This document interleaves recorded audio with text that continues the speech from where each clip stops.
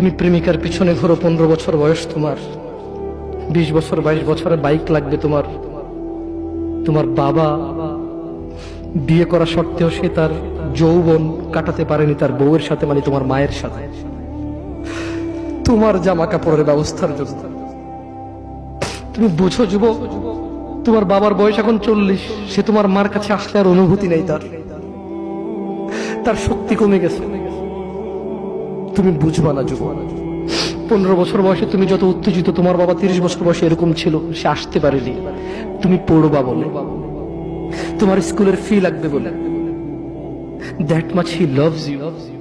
তোমার বাবা তোমাকে এত ভালোবাসে। জি, তোমার এই খারাপ বাবাটা যে তোমাকে বাইক নিয়ে দেয়নি, তুমি নষ্টামি করো, মেয়েদের পেছনে করো, মোবাইল রিচার্জ করে দাও মেয়েদের, তোমাকে যে ডেইলি 500 টাকা করে দিতে পারে না। এই লোকটা যদি 60 বছর বয়স পায়, তার জীবনের 20টা বছর, সে এমন 20টা বছর, যে 20টা বছরে সে হাড় ভাঙা পরিশ্রম করতে পারত, করছেও, তোমার মায়ের দেখা সে পায়।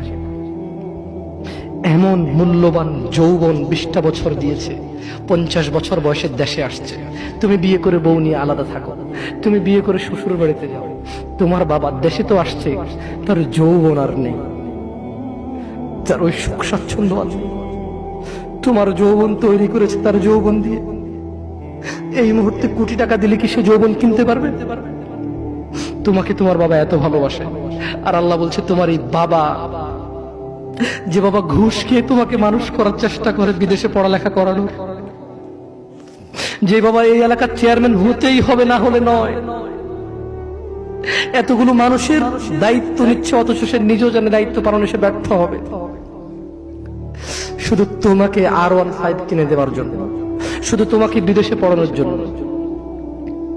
এত মূল্যবান, এত আদরের বাবা। আল্লাহ বলছেন যে ইউবাসসারুনহুম ইয়াওয়াদ্দুল মুজরিম ও মুহাম্মদ সাল্লাল্লাহু আলাইহি ওয়াসাল্লাম, আপনি সেদিন দেখবেন অপরাধী এই মানুষটা যে এত বোকা, ছেলের জন্য এত কিছু করেছে হারাম ভাবে, হালালের ধার ধারে নাই, হারামের ধার ধারে নাই। জি, আপনি আপনার ছেলেকে ভালোবাসছেন, শুধুমাত্র অপরাধী হয়ে মৃত্যুবরণ করার কারণে আপনি আল্লাহকে বলেন, ইয়া আল্লাহ, আব্দুল্লাহ রে নাও জাহান্নামে ফেলো, আমাকে ছাড়ো। এই ভালোবাসা ছেলেকে বাসবে? এই ভালোবাসা বাসবে? ইন্না লিল্লাহি ওয়া ইন্না ইলাইহি রাজিউন।